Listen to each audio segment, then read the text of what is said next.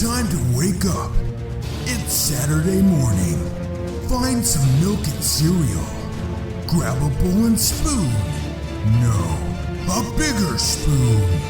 Head to the living room and take a seat on the floor while Joseph and Chris present to you Saturday Morning Cartoon!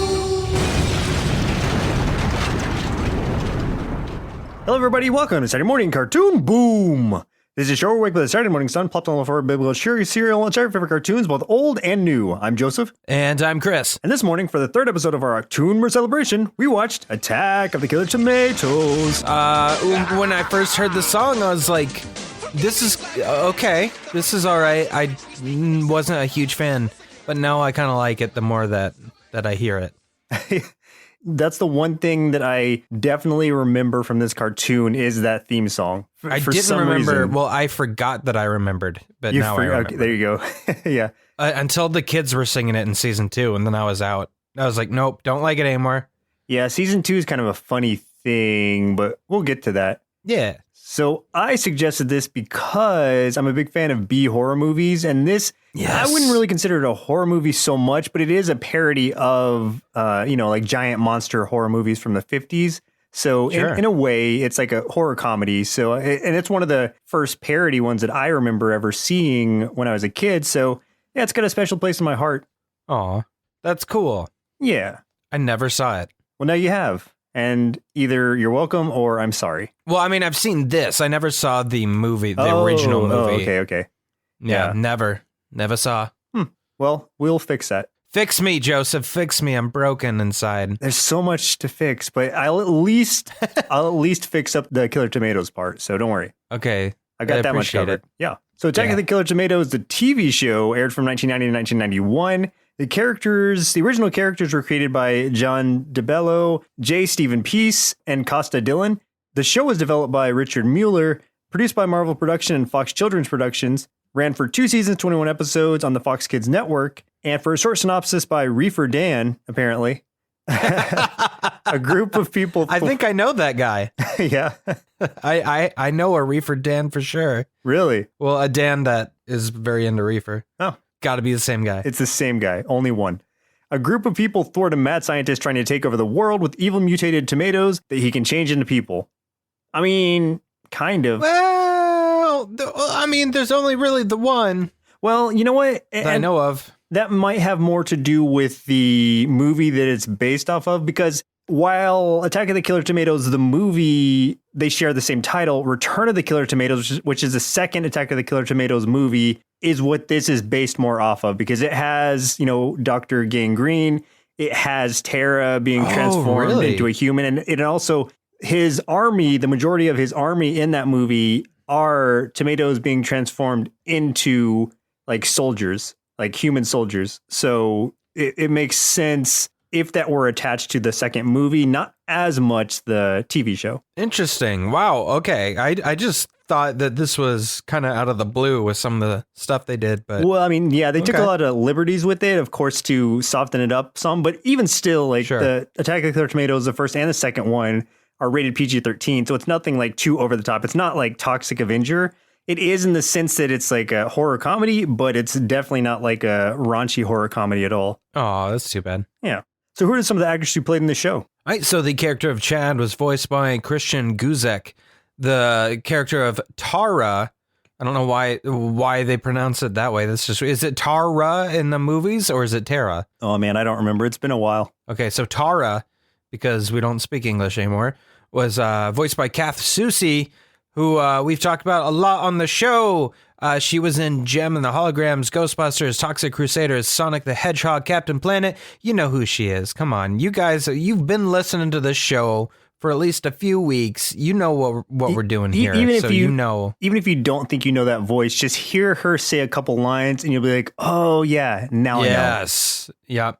The character of Uncle Wilbur was voiced by Tom Bray. And I thought I had more notes for him and then I lost it. So never mind. The character of FT was voiced by S. Scott Bullock, not Frank Welker, which was my original thought. That would have been my guess, too. Did that throw you for a loop? Yeah, exactly. The character of Dr. Putrid T. Gangrene was John Astin, who, this is kind of interesting, was the original Gomez in the Addams Family and returned to voice the character of Gomez for the Addams Family cartoon. And also, he was Dr. Gangrene in Return of the Killer Tomatoes. Yep. Yeah. How cool. How cool is it? I know. Joseph. It's awesome. Is it cool? It is cool. The character of Igor Smith, voiced by Cam Clark. This is a voice you have definitely heard in the past. If you were from the 80s or 90s, he was the voice of Leonardo from Teenage Mutant Ninja Turtles. Dirk Daring in G-Force. He-Man, a.k.a. Prince Adam in Masters of the Universe versus the Snake Men. And Professor Xavier in the X-Men anime, which is the much less known X-Men cartoon. The voice of Zoltan was voiced by Maurice LaMarche, who, another person we have talked about a lot. He was the voice of Chief Quimby on Inspector Gadget, the voice of Egon from The Real Ghostbusters, Slimer in The Real Ghostbusters, and Extreme Ghostbusters, the voice of Destro from G.I. Joe, Brain from Animaniacs, and Pinky and the Brain. And this was something new that I didn't know was a thing. He's the voice of Vincent Van Ghoul in Scooby-Doo Mystery Incorporated. I didn't know they brought that character back. That's cool, right? Vincent Van Gogh. Was he the, from 13 Ghosts of Scooby-Doo? Yes. He was like the head guy? Yes, he was. Yeah.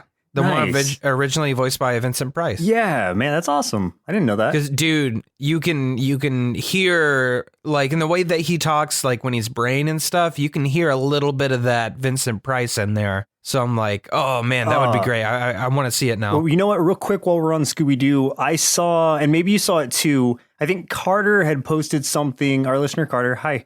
He posted something that was, like, from Scooby-Doo and the Ghoul School. It was those characters returning to, like, the girls returning to something. I think the show was OK Go or something like that. On Cartoon Network. Yeah. Like, they had a cameo in that, and I just thought that was awesome. That is cool. I like that. You go, Ghoul School. We love you. Except for the Frankenstein girl. She sucks. But the ghost is totally bae. Maurice also voiced a lot of Looney Tunes over the years, which is something I didn't really know. I know he did Tasmanian Devil for sure, Yosemite Sam for sure. He also voiced Dizzy Devil for a time from Tiny Toon Adventures. But there's been a few others, and I had no idea that he'd been doing the Looney Tunes also. So that's really cool. Finally, the last character here, Whitley White, voiced by Neil Ross, who is also the voice of Keith and Pidge in Voltron Defenders of the Universe, and I believe Voltron Third Realm? I don't know. One of those Voltron shows. He was the voice of Ace McCloud from Centurions, Springer from Transformers, and Norman Osborn, aka the Green Goblin, in the 90s Spider-Man cartoon. And there is the cast. Yeah, the Dracula thing will make sense soon. Yeah, you didn't know that there's Dracula and Killer Tomatoes? Well, you do now. Bleh. Man, I am so glad I chose that one episode. I had no idea what it was about. I just liked the name of it, but that was such a cool episode. I think it was my favorite, actually, that we watched. It was definitely the best out of the three we watched. So for a few tasty marshmallows out of our big bowl of Killer Tomatoes cereal, which sounds really disgusting, despite sharing its title with the film Attack of the Killer Tomatoes, like I said, from 1978, this cartoon series actually shares the plot and characters of its sequel, Return of the Killer Tomatoes, from 1988. Oh, that's, the more you know. Yeah, I've got a lot more on that I'll go into in a second. Also, this show was one of the earliest animated series to use computer animation extensively. The second season used primarily cel-drawn images manipulated and animated by computers. In addition, CGI-generated objects such as airplanes were also used. Now, that wasn't one of its stronger points. I'll say that. Nope. It was definitely an experimental phase, and it's cool that they were one of the first shows to do it, but I think it was also really the downfall of the show as a whole. Like, they had to know going into the second season that was going to be their last, because they only got like 8 episodes into the second season before it got canned, and it was either because of this bad animation and the changes to the plot and the characters, or it was something that happened beforehand, and this was just their way out. I think they were just, by that last episode, we'll talk more about that, but you could tell they didn't really care anymore. They just gave like, up. whatever. Yeah. Yeah, like, who cares? Okay, in Return of the Killer Tomatoes, Chad was a teenager who fell in love with Tara, the human-like tomato girl. In the spinoff, Chad was a preteen and they were not in love. They were just two kooky kids. Yeah, it seems like in the cartoon, it seems like Tara is at least a few years older than him. I don't know, because he looks drawn to be like a 10-year-old or something. Yeah, he's a and she real looks kid. like she's definitely like, in that 16 to 18 looking age range. We'll get more into that. I'm going to try to wrap this next one up as quick as I can, but I think it's important to point out because it involves a couple of things. So during the 1986-87 series or season of Muppet Babies, there was a segment in the episode The Weirdo Zone upon which Baby Fozzie deals with how he once faced an attack of the silly tomatoes. And it was basically because of that segment that they were like, hey, you know what? Let's do another, New World Pictures, who was the owner of Marvel Productions and made the Muppet Babies, approached Foursquare, who were the producers of Attack of the Killer Tomatoes, about making a sequel, basically because of that Muppet Babies cameo thing where they had some scenes from Attack of the Killer Tomatoes in it. Oh, weird. That's kind of what led to the second one being made, because they never intended on making a second one at all, Return of the Killer Tomatoes. And so this is what led to making the second one. And because of the second one being as popular as it was and a surprise success, New World was so pleased with the results that they wanted to start the animated series aimed at a younger audience. And this is how the Attack of the Killer Tomatoes series was born. So it all really goes back to Muppet Babies kind of inspiring them to push it to the second movie, which pushed it then to the series. Well, that's got to be one of the strangest, most convoluted stories I've ever heard. Yeah, so if you like this cartoon, you can thank Fozzie Bear for it. Thanks, Fozzie Bear. I've been thanking him a lot lately. It's getting weird. Yeah, I just thought that was a really weird tidbit. So even though it was kind of long, I wanted to bring it up. I like it. So had you ever heard of this cartoon before? Or did you watch it all when you were a kid? Yeah, I remember watching a little bit. I wasn't really sure going in if I had watched it, and then after a few minutes, I was basically through the whole intro, I was remembering a lot. I'm like, yep, saw that. So yeah.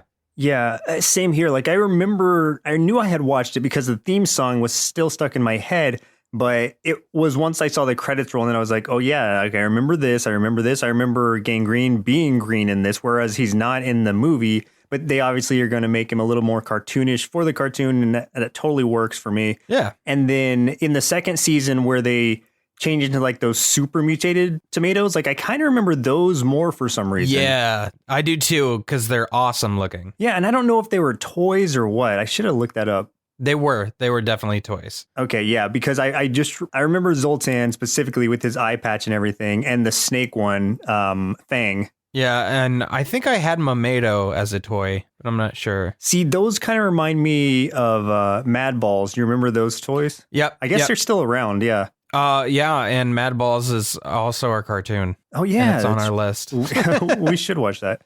It's going to get weird. So I guess without further ado, let's go ahead and jump into the episodes we watched for today's show. The first episode, highest rated episode, Flying Air, Random or Chosen episode, order may vary depending on how the episode falls chronologically, but of course I have to start with the very first episode. Man, I said that fast. And that is Give a Little Whistle, Season 1, Episode 1, where Dr. Putrid T. Gangrene has a whistle to command all tomatoes to destroy San Zucchini. Can Chad stop his plan and save Tara at the same time? I'm going to keep saying Tara because that's how I'm reading it. I know. I have a cousin named Tara, and it's getting confusing right now, but it's supposed to be Tara, according to this. All right. Tara. Yeah. Okay. Tara. Okay, yeah, so San Zucchini is the town that they live in. I can't remember much from the movies themselves, but I bet that's drawn straight from the movie, too. Be kind of fun. Yeah, Wilbur is this owner of this pizza shop, and that's kind of where everything is centered around. And he's also like this is 5 years after the Great Tomato Wars, which is the Great Tomato War. Which was a real thing. Yeah, which was part of the first movie. And that's you don't remember that in your history books. That was part of the first movie. And also how the second one started off as well 5 years after. So this is set up exactly like the second movie from the start. But Wilbur is like, he was a character in the first movie, I think, wasn't he? Oh man, I don't remember. I think he was. I think he was a character in that movie. Yeah, I was looking some info up. So. It would make sense that he was, because he was a survivor of the Great Tomato War. And so he's got like PTSD of these killer tomatoes. And in this area, it kind of looks like LA, and tomatoes are completely banned. You cannot have tomatoes for any reason. Like, we don't really get an intro on some of the characters. We take that background information from the intro song itself and seeing how things were done. So we got Chad, who's this teenage boy and the nephew of Wilbur, and he works for his uncle, I guess, at this pizza place. Typical 90s teenage kid, I guess, even though he acts, talks, and looks like he's not even into his teens yet. But the main character I wanted to get to right now is Tara, who, like, yeah, she is a tomato that if she gets salty, like someone salts her, like literally with salt, she turns back into a tomato. Mm-hmm. And I think she can only turn back if they put pepper on her. Yeah, they have to put pepper on her to make her sneeze. And then Chad puts a handkerchief on her as well so that she can blow her nose after she turns back into a human. So this tomato that turns into a live teenage girl, like, in the skimpiest outfit they could get away with drawing. Like, they're forcing young boys and girls to hit puberty with this show. They're trying to tell you to hit puberty watching this, because good Lord, man, they just went for it, didn't they? Yeah, but I guess in their defense, she's just a tomato, right? She's just a tomato, so it's just there's some sort of strange ethical line here that I don't know. I don't know if it can be crossed. Like, I don't know. I don't understand this line, because technically she's a tomato, but does not look like a tomato. I know what you mean. Yeah, it's weird. I don't really know how to touch on it. Yeah. Yeah. In addition, there is Igor Smith. I know he was from the second movie as well. And he's like this Malibu surfer guy who... Yeah, and he's kind of an idiot. That's for sure. He's the second in command. He's basically Gangrene's assistant. Yeah. There's also FT, who is also a tomato, but did not turn into a smoking hot teenage girl. Instead, he got furry. And so, like, even though he looks just like a tomato with legs and fur, like, he's still red, just shaggy red. They somehow are able to pass him off as being a very ugly dog, and like everyone believes it. Yeah. And like no one even questions it, man. Yeah, and FT just stands for fuzzy tomato, really. Like, that's it. It'd be funny if someone's like, "Oh, what is your dog's name?" "Oh, FT." "Oh, what does that stand for?" "Fuzzy tomato." "Oh, what is silly little dog?" It's like, but yeah. No, I literally just told you what he is. That's one of those things where you really have to be like, well, I guess this is this world, because it does not resemble it or it doesn't resemble a dog at all, but it makes dog noises. So I guess apparently Chad is the only one who knows he's a tomato for some reason. I guess Chad and Tara are the only ones who knows he's a tomato, which is so strange, but in this world it worked. So Uncle Wilbur makes some good pizzas. I just want to throw that out there real quick. You see a few different ones as the show goes. The one he makes here is mayonnaise and red snapper pizza. No. Nope. The uncle, like, throughout the whole episode is just complaining about how, like, all the kids today, they don't remember the tomato wars and they weren't old enough and stuff. Even though, like, most of the people in his parlor are, like, way older looking than him. And everyone's just tired of hearing it. They're like, Part of the reason why I guess his pizzas are so strange is because they can't use tomato sauce anymore on them. So I guess he just goes the complete opposite direction and starts making these radical pizzas. Yeah. So, and I don't know how he keeps getting business. It must be a town full of hipsters, because no one seems to like his experiments. So unless on the side he's just making regular, like, pepperoni whatever, then I don't know how he stays in business either. But he always has customers. Yeah, I've learned that if you want to be a true hipster, you have to go and eat food that is gross, that you don't like, and just do it, because that's what makes you look like a hipster.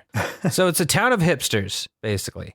So, I thought the plan Dr. Gangrene had here was pretty stupid. I mean, maybe I wasn't completely understanding, but the whole point basically was to get on the news and then use his whistle to call all the tomatoes in the surrounding area to come and attack the town, and then he would take over when it's done. Yep. That was the plan. That's it? That's all there was? He just needed to broadcast that whistle across a wide area, and that's why he was trying to take over the news. The one reporter that they have is Whitley White, and Yes. he is just this big, basic reporter dude with the big puffy hair. And so he and Igor take over the station, and they had like a scuffle with Chad and Tara at one point. Of course, Chad finds this box of identical whistles, and so he replaces it. So it's one of those that it feeds you what's about to happen. And of course, where it gets to the point that he's about to blow this whistle, it ends up being a duck whistle. And so he calls in all these ducks instead. And here's what I didn't understand. Once all those hundreds of ducks show up at this news station, and they're quacking the music that you hear when you see people doing a conga line, the tomatoes show up, but instead of attacking, they're dancing, doing the conga line also. Yeah. And I'm not sure why this happened. Yeah, they still, I agree. I didn't understand at the end where they still show up, but they just go to the castle for some reason. So Yeah. it's they still came out, but instead they were just congoing to the castle. And then towards the end, Uncle Wilbur's panicking, trying to find Chad, and he's pulling so hard on this locked door and breaks the lock and gets it open. And Chad and Tara are in there doing the conga line in this locked room. And that is not a euphemism, but that's it's just what they're doing. They're just dancing. And I don't understand. Yeah. Ended really strange. And then there was an even stranger part that was almost set up to be one of those, knowing is half the battle thing, or the afterthoughts from He-Man or whatever, where it's Igor interviewing Dr. Gangrene and asking him where he, I guess, got where his love of science came from or something. And he said, well, at the age of 6, I ate an entire lawnmower. He keeps talking about how he's not a mad scientist. He's not just mad. He's angry. He's an angry scientist. He's an angry scientist, yeah. And he goes off the handle a lot, but he can't be too bad because he did make Tara, who is just a little cutie.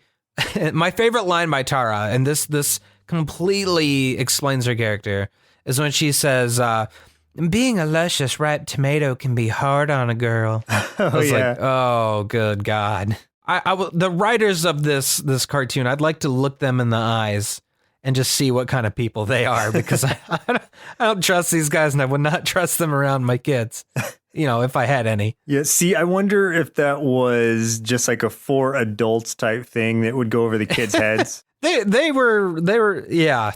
I feel like it kind of had to. Yeah. With the jokes they were using with her, but it was kind of set up that way for sure. Definitely. But for the second episode we watched for today's show, is Spatula, Prince of Dorkness. The Prince had a Z in it. And that's season 1, episode 10. And I chose this one just because the name sounded funny. But man, this ended up being the coolest episode. And it just so happened to be a Halloween episode. So it works totally well for it. Perfect. It's absolutely perfect. It's exactly what we needed for this time of year. So for a synopsis of this one, that's weird. On a night of Halloween, a postmodernist American Dracula named Spatula visits the Florida town to turn every tomato into blood-sucking vampires. That's not at all what really happened. That's not true. He wasn't Spatula. He was actual Dracula. He was Dracula, yeah. He even said, I'm Dracula. Prince of Darkness. So ignore that synopsis. Whoever wrote that, they failed. Yeah. But it is Halloween night. It starts out like it's going to be some kind of movie. It's Halloween 19 or something, I think is the title. Yeah, and then he's like, no, it's a wrong movie. Yeah. I should be Dracula all the time. I felt like it was going to be an anthology episode at first, but it didn't end up being that. It just turned into kind of a side movie thing that Dracula would come in and narrate every now and then. It starts out on Halloween night. They're at the pizza shop saying happy Halloween to everybody.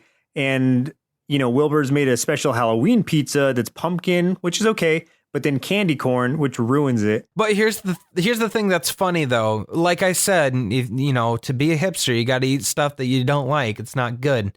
I have seen this pizza making the rounds on Facebook. Like I've seen it, man. And like I even saw someone post it just like 2 days ago in a group chat. So this is a real thing. So let's as a society, let's quit ruining things. Yeah. With pumpkin. I mean, some things are acceptable, you know, a little pumpkin spice to your coffee. You know, I know the connotations, but I'm just it's fine. We can accept it. But pumpkin and candy corn pizza, guys, we've gone too far. Yeah, I love pumpkin everything, but candy corn is just the worst thing. And if you're a fan of candy corn, I don't think we can be friends. Anybody, because that is the worst candy. It's not candy. It's like you're eating a candle, not even a good candle, but like a terrible candle. It's like the candle has gone bad and you shouldn't be eating it, but you still are. Candy corn, the worst. It's literally a sugar candle. Ugh. But it's only acceptable if it is mixed in with something else. You don't have much of a choice, like a trail mix, like a fall trail mix. But I'm just staying away from the trail mix too. Nope. If you're reaching into a bag of candy corn, you need to wash that hand and pray because you've done something wrong. You need to reassess your life because you have gone wrong somewhere, or you've been raised poorly. You need to talk to your parents about this. No, I say no to candy corn. Do not serve Especially candy corn to children. The chocolate because flavored that's ones, terrible. Those are worse. Any flavor, any candy corn, anything, gross, terrible. I don't know why that's a staple Halloween candy. I love Halloween. Candy corn's the worst. Get it out of here. It's all Brock's, man. It's all Brock's ruining our society. Stupid Brock's. All right. Well, back to this. So the thing's called like Wacko. Oh, like on the news, this is something I liked. They had this thing, or White Whitley came on. And he was presenting Wacko Spooko's Chiller Theater, and he was Whitvira, Mistress of the Dank, which is Elvira, Mistress of the Dark, obviously. And so it's a direct tie to that. And he even mentions Elvira later in the show. So I was like, oh, that's really cool. I like that they brought that in. I mean, that's cool. Seeing Whitley dressed as Elvira was kind of gross. Because he was wearing like the really low cut shirt and everything with his chest hair hanging out. And I was like, man, that looks like me. And I don't like it.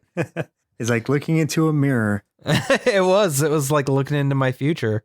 So I guess it started out kind of with Gangrene sending some floating or some tomato balloons over town. And then there was this, what happened to the, it was a spicy pizza that we were serving. Made the spicy pizza. And while he was cooking it, it just like shoots this flame up into the air and pops these balloons, sets them off like fireworks. So everyone's like, well, I didn't know it was the 4th of July.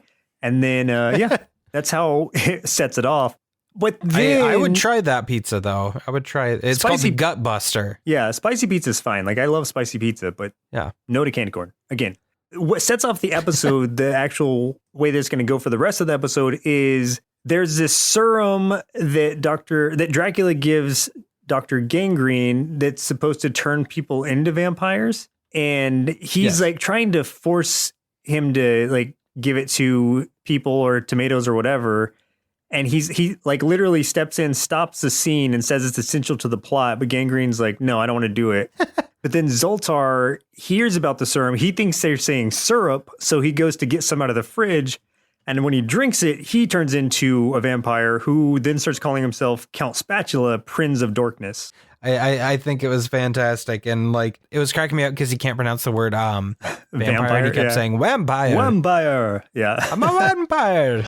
So I like to, because here they start kind of doing that thing that I know that you were talking about they would hope they would do, or that you hope they would do last episode, is that they were kind of self-aware and realizing, they were making some meta jokes here. And now at one part, Zoltan Spatula tries to bite this woman on the neck, and she's like, no biting, no blood on a children's TV show. Oh yeah, it's the censor. Like he tries to bite the censor on the neck, and she steps in and stops it.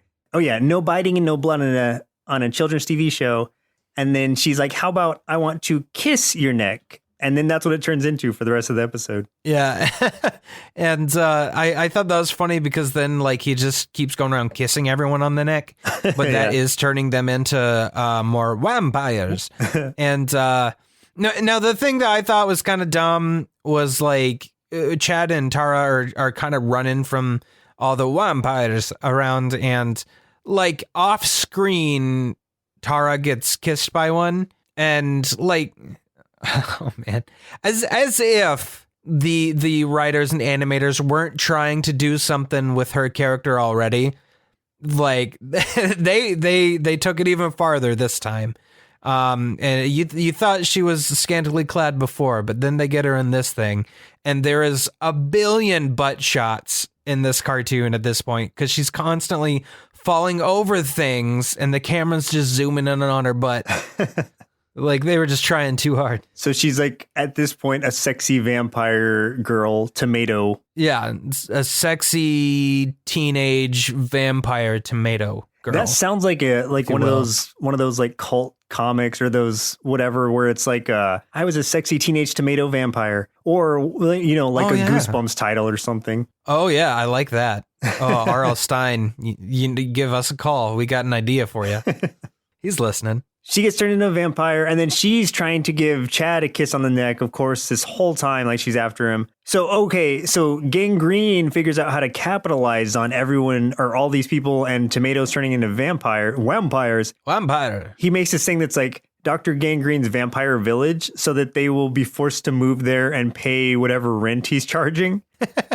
And then they're like, well, what about, or Igor's like, what about the Tomato Task Force? And the Tomato Task Force is just all these people led by Wilbur who are fighting against the tomatoes still. Yeah. And like on the flip side of that, like with Chad, he's trying to escape Tara pretty much the whole time. And for some reason he ends up, and I don't think they showed how this happened. He ends up in the sewers, and he's getting a ride on an alligator with some dude that's kind of like, I don't know, he's like a taxi driver, but sitting on an alligator, and he's like charging him money and stuff. I guess the idea is a taxi driver is kind of forced into the sewers so he's not turned into a vampire. And in order to taxi in the sewer, he has to use an alligator. I don't know. It was really like convoluted because there was it wasn't like there was a scene that showed that happening. It was just like, here it is, accept it. Yeah, it was just kind of like a normal, oh yeah, well, this is obviously the taxi. And Chad didn't seem to mind either. He's like, okay, well, this is fine.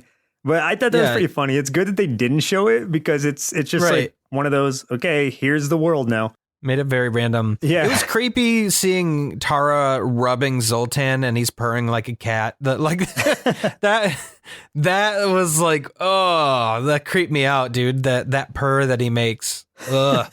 It's just really weird getting any kind of sexuality out of a tomato. Yeah, it was uncomfortable. Like, I mean, I don't think I'm going to be able to look vegetables in the eye anymore. Like, I'm not going to be able to eat a tomato again for a while. Well, yeah, because that was some straight, like, tomato on tomato action right there. It was. It really was. And another weird thing is, like, Wilbur is trying to escape too because they're surrounding his pizzeria. They're starting to break through the windows to get to him. He goes into like a cellar, like a hidden cellar thing to escape the others and escape Tara also. And he gets down there and he flips a light switch. And instead, like when the switch comes on, he's in a dungeon full of like skulls and bones and cages. And he's like, oops, wrong switch. Flips another one and it's just a regular storage room. And I'm like, what? What? Like, I don't know what to say. It's like they were trying to squeeze in some like not mature in that way, but like mature content in the sense that like the not safe for kids TV shows type things. They would sneak it in every now and then they would revert back to just a kids TV show. And that was just one of those moments. I was confused by that, but then I was like, okay, well, whatever. It was kind of like let's throw this in for 2 frames because it's Halloween and that'll be funny. And it had nothing to do with anything else in the show, the story, the plot, nothing. It just didn't belong.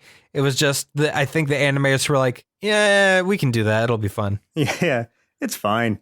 Who's going to notice? Yeah, sure. It ends up like where the whole town's pretty much taken over by this vampirism. And then Dracula comes in and says like, it's a permanent condition. There's no cure for it, whatever. Or somebody says that. Chad's like, well, what time is it? And they're like, 5:00. And sunrise is at 5:01. So when the sun's rising, like instead of the vampires being killed off by the sun or turning the dust or whatever, they just turn back into regular people, just kind of fall on the ground, fall asleep, whatever. And then Dracula gives them the antidote because he's like, the people of San Zucchini don't have the class to be vampires. That's funny to me because he's just like, yeah, you guys aren't classy. Gives him over that antidote and the reason he's able to be out in the sun is because he has sunblock number 99, of course. It's true. I mean, you need that if you're a vampire, and I've got a few friends that probably need it just as bad as they do.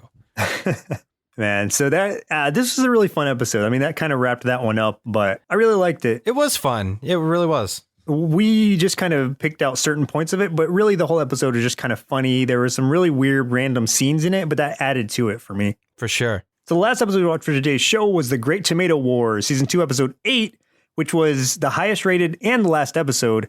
I don't know why it was the highest rated, but I'm just going based off IMDb. This was an 8.2 for some reason. A rising ambush at the harbor warehouse brings forth an affront between Dr. Gangrene's tomatoes and Zoltan's evil tomato gang. Basically, it was a huge departure from the first season. And I watched, or not watched the whole thing, but I looked at the first episode of the second season just to confirm. And yeah, the animation changes there. Like it's season 2, it's different from the start. And they also changed some plot points in there as well, where everybody knows about Tara being a tomato and they bring some new characters in. It's just a whole weird thing. And the animation just looks really bad. Like, yeah, it looks terrible. What was a show that we watched that was like that recently, where it was like the second season of it just got really bad? Oh, man. I know it. Yeah, I can't remember, but it's on like the tip of my brain cell. Wait. It was Captain N, the Game Master. Yeah, that was it. Yeah, like all of a sudden it just went to garbage. Yeah, this was basically that. And it's like I was saying earlier, like it was using CGI and like animating these figures with the computer instead of just normal animation. But it just looked so artificial and the backgrounds were just done so poorly. Like hardly had any shading or anything on them. It was just like flat backgrounds with these figures moving around. It just looked really strange. Yeah, and it looked like, I mean, the quality itself was just bad. I mean, like colors didn't look very good. Like it was really muddy. Yeah. Just looked awful. Like, and I mean, this episode too, I want to say maybe it's just this episode. I have the feeling it's not. I feel like it's the whole season, but it just seemed like nobody at this studio could care any less about this show anymore. Like they just phoned it in, man. Oh yeah, like they even have some references in the episode that are essentially saying this is the last episode and this is the end. A lot of it, like the whole end of this episode is basically just like we're canceled, so whatever. Yeah. Okay, so if they had animated it the way that they did the first season, I think it could have been a cool episode. The idea is there. And like we were saying earlier, I like the design of the super mutated tomatoes. So Zoltar and the rest of the team of 6 or the big 6 or something, the gang of 6. Yeah, the team is the gang of 6. They're mutated a second time to where they gain all these like different abilities or whatever. Like one of them turns into like a bull type. One of them's just like a really fat tomato that's throwing up all the time and stuff. Or there's he looks like a mummy. Yeah, there's a mummy there's like one. A lizard. Yeah, the snake one, Fang. Yeah. And then Zoltar just has a green mohawk and an eye patch. Oh, and I found out randomly that each of these big mutated ones are like the boss tomatoes of a different continent. Oh, yeah. I thought that was interesting. Like the snake one is Africa. I don't remember the bull. I'm going to guess Europe for that. And the reason for that was because in the first episode of the second season, Gangrene succeeds at taking over the world. But it's one of those almost like in Pinky and the Brain where it's like it wasn't all it was cracked up to be. Or it's like it's one of those careful what you wish for situations, because at that point, like the tomatoes like get out of hand and start to like usurp him, the super tomatoes. And so he's kind of pushed into the background and forced to ally with the tomato task force with Wilbur and the rest of them to stop this bigger tomato force. He becomes almost like an ally in the second season. Yeah, that's weird. And also he's like not green anymore for some reason. Now he's normal human colored. and he's trying to be an actual doctor, I guess. It's I didn't understand what quite was going on. But I guess what he does do to kind of bring it back to form is he mutates these other tomatoes into, for some reason, prehistoric tomatoes so that they can fight up against the Gang of Six, which at that point, Zoltar's kicked out of the Gang of Six. Zoltan, Joseph. Who is Zoltar? That sounds super familiar. Zoltar is that little fortune-telling machine with you're guy right. in a mustache. Okay, so Zoltan, he's kicked off of the Gang of Six, who they keep calling the Gang of Six, but then they say like, oh, well, it's actually 5. They keep saying Gang of 6 minus 1. Yeah, that's what it is. Yeah. So he's kind of forced to fight against them as well with this prehistoric force. And it turns into a big brawl in the center of San Zucchini, where the tomatoes are bringing in like tanks, fighter jets. At one point, not a cruise ship, but like a battleship. It's crazy. I don't understand any of that. They were just throwing everything at the wall at that point. Just like, we're done with the series, just whatever. It doesn't matter. Yeah, like it honestly did feel like that. It felt like they gave up and they're like, you know what? We can't get fired. It was so weird and it didn't make a lot of sense at that point. Any logic is kind of thrown out the window at this point in the episode. Who's the random cowboy guy that's with Wilbur? Oh, it's Sam. Sam Okay. supposedly is the master of disguise or something, but he always dresses up like the Lone Ranger for whatever reason. This was our first time seeing Sam, so I don't have a lot on him. I just know that I guess he was a big part of the second season. He's just wearing a white cowboy outfit with a black Zorro mask. Yeah. And so weird. And he looks scared of everything. And he doesn't actually defeat anything. He's constantly like running. Yeah, it doesn't seem like he does anything. And I wonder if that holds true for the whole season. I don't know. So it's basically just this showdown the entire episode. And then towards the end of it, FT like shows Zoltan something. And we don't know what it is at first, but he immediately like is like, oh no, like Gangrene's betrayed me or something, or gonna betray me. And then he goes back to the Gang of Six and starts fighting with them. They're saying like that FT was showing him scenes that would have been from the next episode. So already it's like getting super meta. Apparently it was a show that FT wrote and was rejected by the network. So there's them saying like, we've been canceled. So it's like the next episode is not coming. And it just turns into like, Gangrene kind of in an outro saying like, all my plans are ruined again. I may have to write the next episode myself. Yeah. And that was kind of it. And then for some reason, Wilbur's in what he thinks is the San Zucchini Chamber of Commerce talking about fighting back against the tomatoes.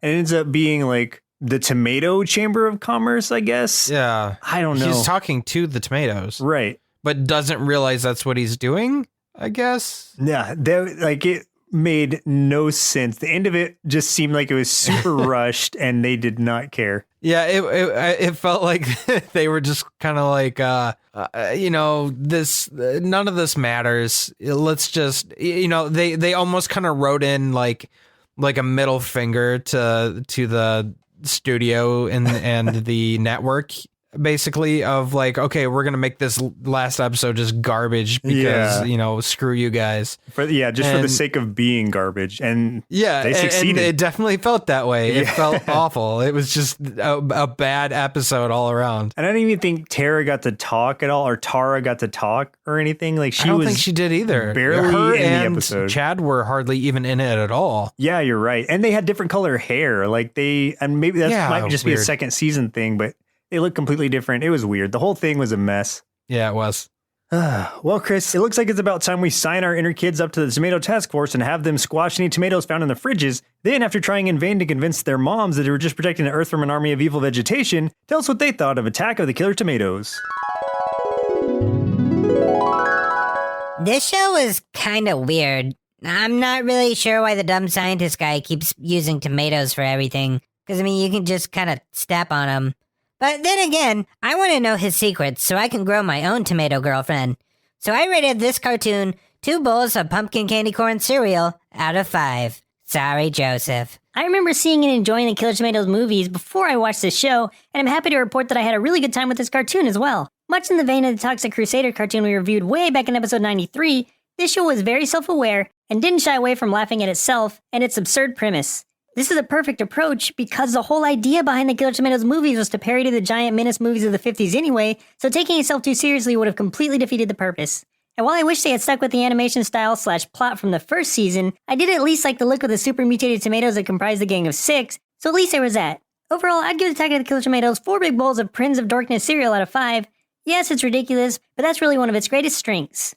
One thing I didn't understand was how no one seemed to notice FT was definitely not a dog. Using that logic, couldn't Gangrene have just cooked up a ton of fuzzy tomatoes, passed them off as canine companions, and infiltrated households around the world? World Domination Plan, codenamed Canine Ketchup. Copyright Joseph. You know, something I just thought of. This show was darker than it appears on the surface. Because you got to think about it. These tomatoes, right? They become sentient. But like even in that first episode, they're like all the tomatoes they're launching themselves at Chad. Just not even to kill him, because you know that you can't be killed by a tomato being thrown at you. And the tomatoes can't launch themselves any harder than a person's throwing them. So these tomatoes are literally killing themselves just to inconvenience this kid's clothes. Yeah. And that's dark. It's like so dark. It's like they're set up to kamikaze just from the start. Right? Kamikaze tomatoes. Ketchup kamikaze. That's what it is. Ketchup kamikaze. Ketchup. I don't know. Oh, real quick too. Can we talk about why does Tara have the power to blow up tomatoes with her eyes? Oh yeah, she has some kind of telekinetic. Where did that come from? Tomato power. Is that just in season 2? I only saw that happen in the first episode, and that was it. Oh, okay. Well, then I don't know. I guess because she's connected to tomatoes. Maybe she's like a telekinetic tomato who can also turn human. I don't know. There's a lot to it. So can other tomatoes kill? Like if I set 2 tomatoes next to each other, could one blow up the other one? I don't think it's a common tomato trait. I just think that Tara is able to do it. Okay. Well, I'm gonna bury a tomato in the ground with a little thing of herbal essence and see if I can grow me a second girlfriend, and Rochelle will slap me for it. But it's okay because it's a tomato and it's a tomato. It doesn't count. That's the loophole. Right. Yeah, exactly. We did it. We found it. The loophole. It doesn't count if it's another tomato. Nope. So that said, you have any closing comments on Attack of the Killer Tomatoes? Well, I mean, I like this show because I love movies like this, and I'm a big fan of Attack of the Killer Tomatoes, the original movie. I haven't seen the second one or the first one in so long that I don't remember much about them, but I remember liking them. This is a great companion to those. So if you're a fan of that, this is a great way to introduce maybe kids to it or something, because it's a lot less serious than the other ones are. Not that the other ones are completely serious either, but this is toned down for kids to enjoy and has a lot more gag stuff in it. So don't come in expecting anything fantastic, but if you come in with your expectations set at B kind of parody movie level, then I think you'll really enjoy yourself. Yeah, I mean, I don't know. I was expecting this to be kind of dumb, and I mean, it was. It didn't disappoint in that sense. I don't mean it all in a bad way, because a lot of it was just so 90s animation ridiculous that it was fun with how over the top it got. But on the downside, I felt like there wasn't a whole lot of planning in each episode. It felt a lot more like just giving a situation and creating different gags that could happen as a result. But I do appreciate the meta humor. And even in the last episode, even though the episode was garbage, I appreciated that part of it, that they acknowledged they're getting canceled, and you can kind of tell that they were just like, screw it, let's just goof off because who cares, no one's watching. And that made it kind of fun, not only in a, just enjoyable, but also kind of fun to poke fun at. I still don't think it was a very strong episode, obviously, but that one definitely goes to the vampire one. That was a pretty solid episode. It was the best out of the 3 that we watched. Felt way more put together. It felt more like they had a more complete idea than the other episodes that we watched. So, I mean, it was a fun trip back in time to the 90s, but I'd rather stay in the present. And I'm probably not going to watch the rest of this one. I think that, to your point, the first season was like independent episodes where they didn't necessarily like tie into the other episodes. I mean, there was probably some continuity to it, but you could watch each as a standalone and be fine. Whereas the second season, I think they tried to have like an ongoing storyline. Again, the only good thing about the second season was like the super mutated tomatoes.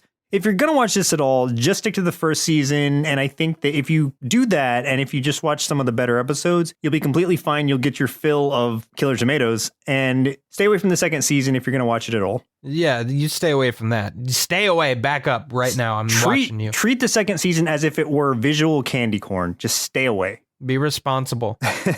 Well, listeners, looks like your milk supply is now on dry, so it's time for us to say goodbye. And next week, for the final episode of our OCTOONBER celebration, we'll be watching Scooby-Doo and the Reluctant Werewolf. That makes sense. This is the final of the Red Shirt Shaggy movies. We have watched all of them once we watched this one. What were the other ones? There was Ghoul School. Boo Brothers. Boo Brothers, that's right. That's what it was. And I think he was wearing the red shirt in 13 Ghosts also. So this is the Red Shirt trilogy? It's the red, well, yeah. So, I mean, with the movies, yeah, we're completing the trilogy, and then on top of 13 Ghosts of Scooby-Doo, the show, yeah, we're completing. Oh my God, that means this is the fourth year that we have done this, because we have done a Red Shirt Shaggy episode every Octoonber since we started. So we've done it, Joseph. We can end the podcast next week. Yeah, really the entire goal was to just complete the Red Shirt saga. That's all we wanted. We got there. We did it. It's all we ever asked for. Well, once again, I'm Joseph. And I'm Chris. We'll see you next Saturday. Presented by Nerdsloth. A place for lazy nerds. If you like what you heard, consider donating at patreon.com/nerdsloth so we can continue bringing you quality shows. Be sure to also leave us a review and share your favorite episodes and clips on social media. If you're looking for more content, visit us at nerdsloth.com.